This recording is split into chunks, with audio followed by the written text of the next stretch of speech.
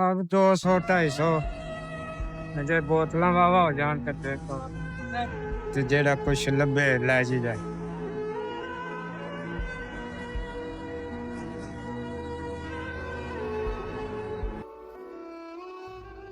अस्सलाम वालेकुम बाबा जी, की हाल है? ठीक हो? की करदे पे हो? ਕਚਰਾ ਚੁੱਕਦੇ ਪਏ हैं इधर आओ 2 मिनट गल सुनो ना मेरी। मैं की करदे पे हो? ਹੈ ਚੁੱਕਦੇ ਪਏ ਆ ਬੋਤਲਾਂ ਗੱਟਾ। अच्छा हाँ जी। फिर ਹਾਂਜੀ ਵੇਚ ਕੇ ਆਪਣਾ ਰੋਜ਼ੀ ਹਾਂਜੀ किन्ने के पैसे बन जाते जे? ਅੱਜ 5 ਰੁਪਏ ਗੱਟਾ ਲੈਂਦੇ ਨੇ अच्छा 100 ਰੁਪਏ ਬੋਤਲ। ते दिहाड़ी दे किन्ने बना लेंदे हो? ਦਿਹਾੜੀ ਦਾ ਹੀ ਆ ਇੱਕ ਗੇੜਾ ਲੱਗਣਾ हैं ਇਹ ਹੀ ਹੈ ਤੁਹਾਡੇ ਸਾਹਮਣੇ। रुपया 200-400 बंदा है? ਆਪ 200-250 ਜੇ ਬੋਤਲਾਂ ਵਾਵਾ ਹੋ ਜਾਣ ਤੇ ਦੇਖੋ ते अपना बीवी बच्चा? बीवी बच्चा मैं इतने लड़के को रहना बीवी बच्चा पीछे गाड़े पिछे किथे? उकाड़ा। उकाड़े तो आए हो? हाँ जी तो गुजारा हो जांदा अंकल जी?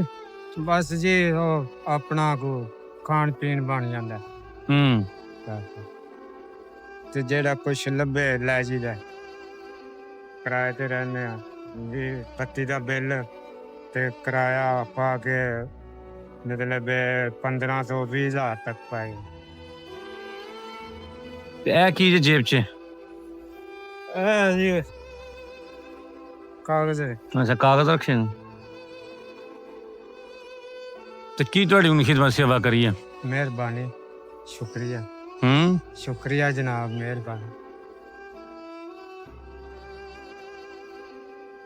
शुक्रिया खुश हो? खुश शुक्रिया हेलो शुक्रिया जी बहुत बहुत बहुत बहुत शुक्रिया जी खुश हो कि होर दा जे?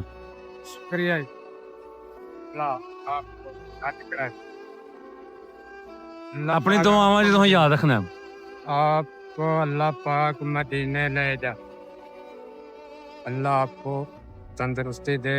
अल्लाह ताला आपको खिदमत करने का मौका देता रहेगा। आमीन।